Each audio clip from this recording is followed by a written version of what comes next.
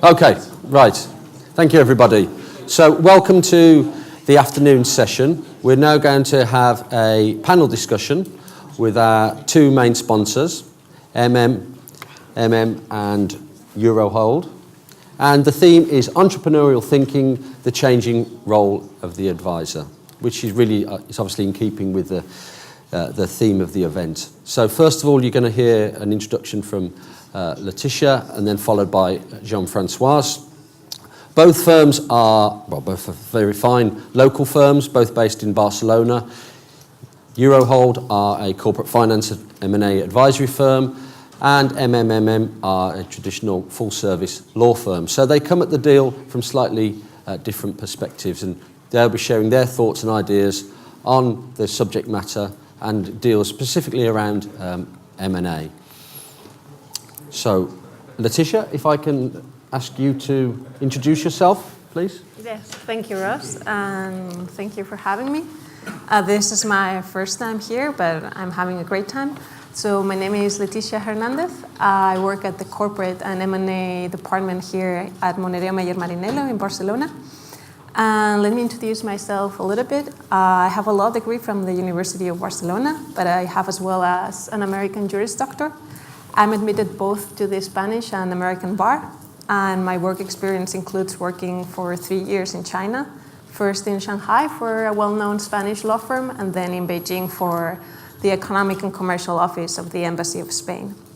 And my firm, Monedero Meyer Marinello, like Ross says, is a full-service law firm, and we are specialized in offering legal counsel mainly to German-speaking clients who have investments, subsidiaries, or branches in Spain. But also, since then, we've been growing, and our clients nowadays come also from the UK, the US, China, or the Middle East. And yes, like our services include corporate and M&A, of course, but also tax, labor, or even IP and new technologies, of which my partner here in the audience, Uncle Lund, is the director. Thank you. Excellent. Good afternoon, everybody. My name is François Alandry, one of the two founders of Eurohold Corporate Finance. We started in '89 in Spain, so quite certain numbers a year ago. We are doing basically corporate finance with me, which means basically M&A advisory, but also advising to private equities, financing, refinancing in some kind of also strategical consultancy, okay? We have something like 13 offices around the world in different countries, basically Europe and emerging countries like Turkey, Mexico, China, South Africa, or even Russia. Our clients are basically multinational companies, private equity firms, and entrepreneurs.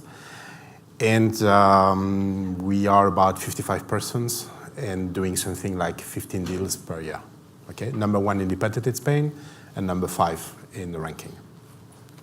Okay, thank you. So first question, and Leticia, if you would like to answer first. Private mid-market businesses are embracing globalization and looking beyond their traditional markets for new revenue streams. And they need to be able to handle complex cross-border transactions. How is that activity likely to play out over the next 12 months?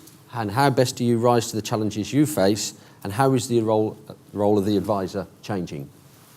Yes, so here I would like to point out that traditionally at Monedero Meyer Marinello, we have been dealing with M&A transactions within Europe. But for the past few years, we've seen an increase in M&A transactions outside Europe. And I think that is going to be the trend for 2017 as well.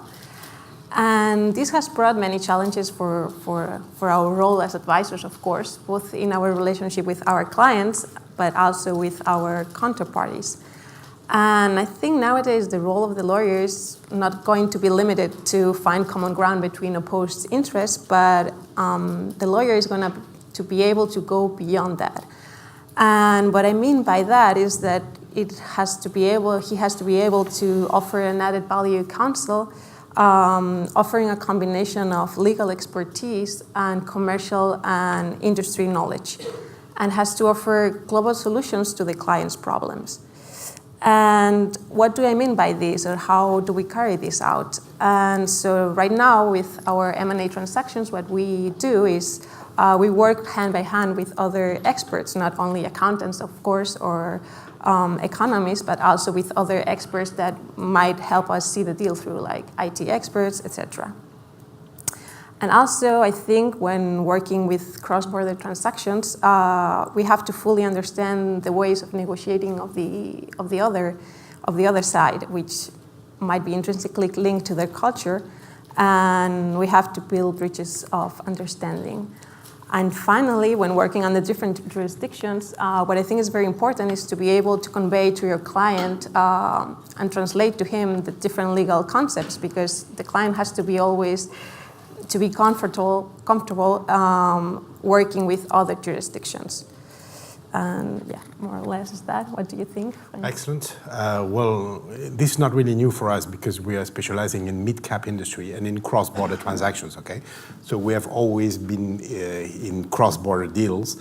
But what is really changing right now is that if you're not able to follow your clients everywhere in the world, nearly everywhere in the world, you can even lose them on your home market. I mean, for example, some private equity funds, when they buy a company, they want, first before buying a company, they want, let's say, to know whether it's possible to make a build-up or not. And normally the build-ups are international. So if you're not able, let's say, to follow this private equity in the world, you will never get the purchase mandate of this company in Spain or in France, for example. No? And for the multinational company, it's evident. Many times they ask you, where should I invest? And it's quite difficult to say, no, you should invest in Spain because I'm Spanish and living in Spain, okay? You have to have a wider view, okay? What is going to change in the next 12 months? I would say that emerging countries are going to play a bigger role in Europe. In the last auction process that was done in Spain in the waste treatment with a big company called Urbacer, the 3 finalists were Chinese companies, 3 finalists, no European, no American, okay? So if you are not able to bring Chinese investors to the table in certain sectors, you will never get the sell-side mandate, okay? So emerging countries are entering strongly in Europe. And I would say also that things are going to change, of course, due to the new relationships between Europe, UK, and USA. For example, I don't know if you know that, but Morgan Stanley is seriously thinking about putting 300 people from the city to Madrid. So this, of course, is going to change a lot the things in this industry, you know, in investment banking and private equity, etc. Okay, and the last thing I would say is that due to to this global world, when you follow up some clients abroad, you have sometimes to take care about all the things that are not exactly what you're doing.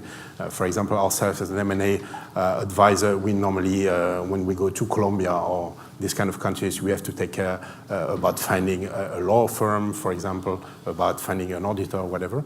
And in this case, this specific case, for example, a network like International Referral is very interesting.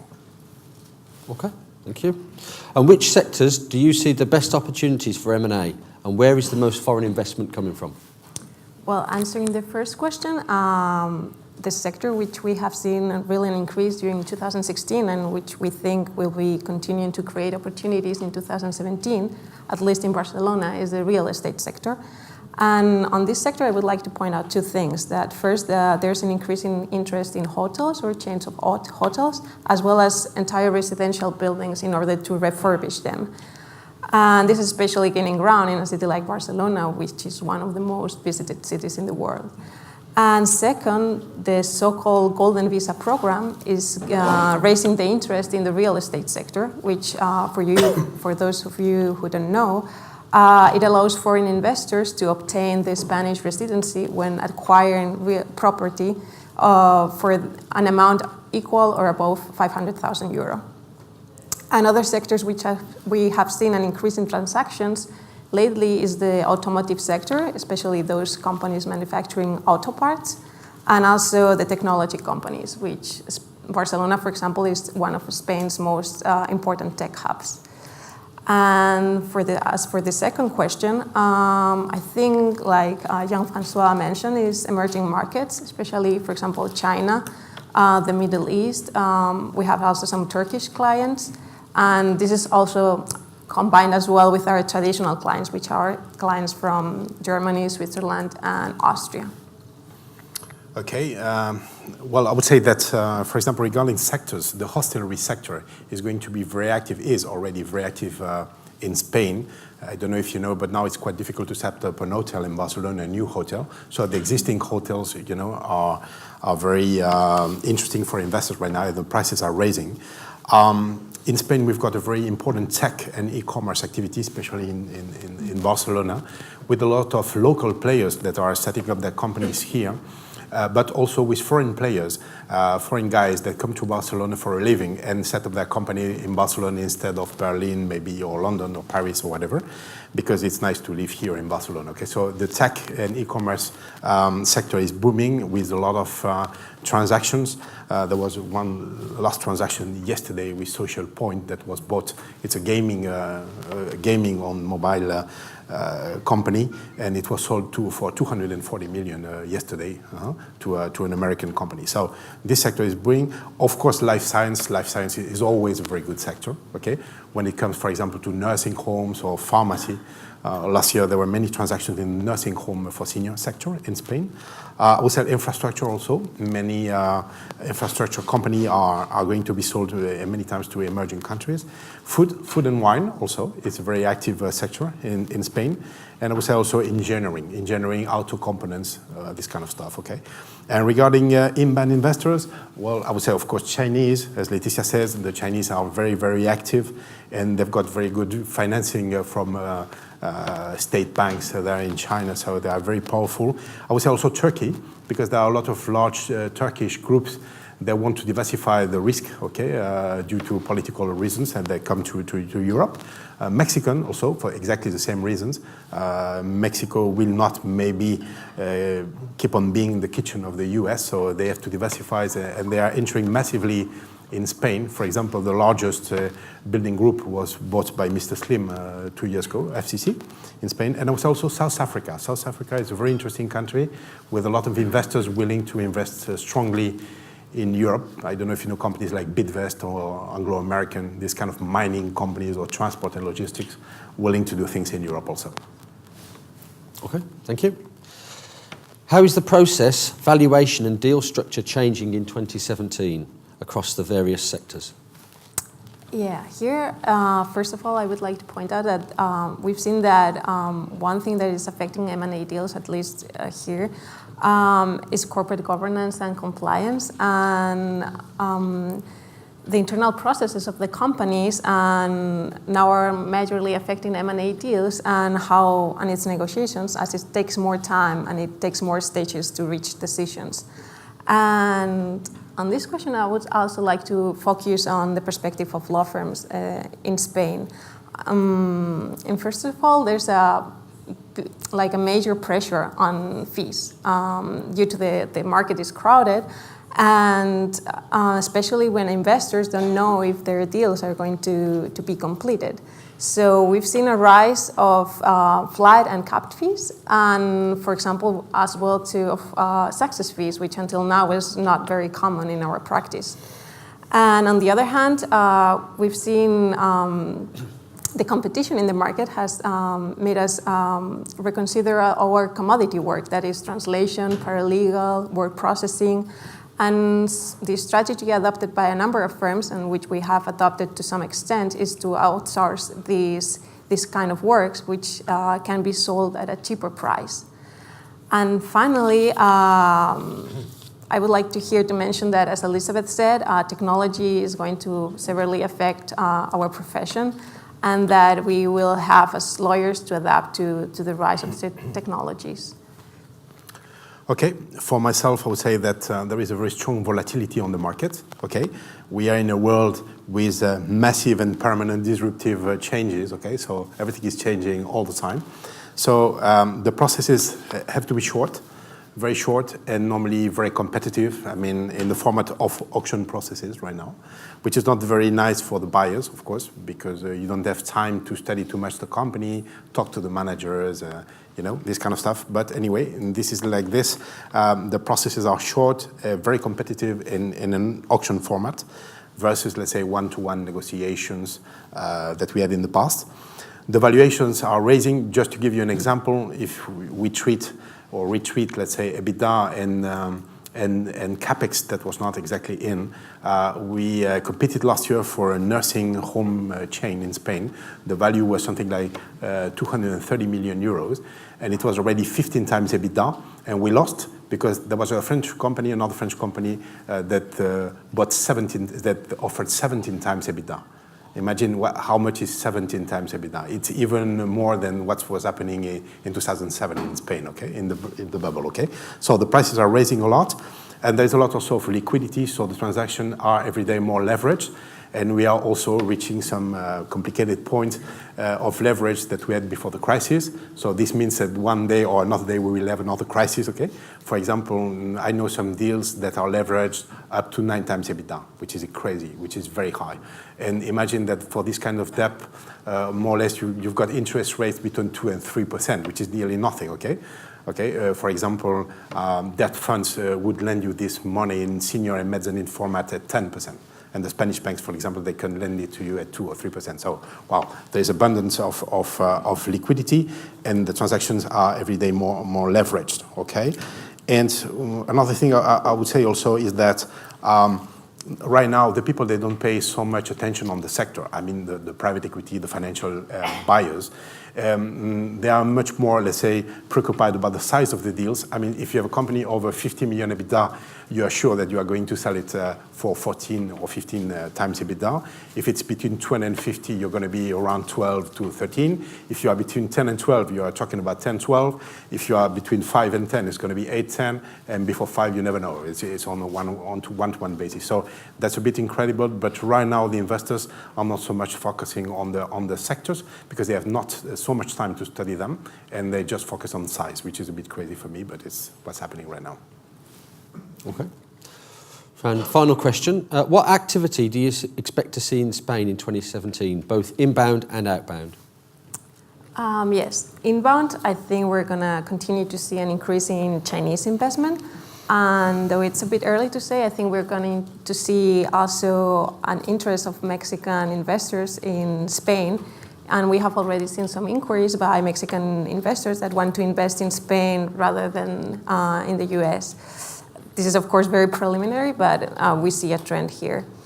And as I said earlier, the biggest combat has to be the real estate sector. And I would also like to point here that Catalonia and Barcelona are traditionally home to small companies, most of them family-owned, and they are starting to grow and to invest internationally and are looking to attract international investment, but also are looking for international buyers.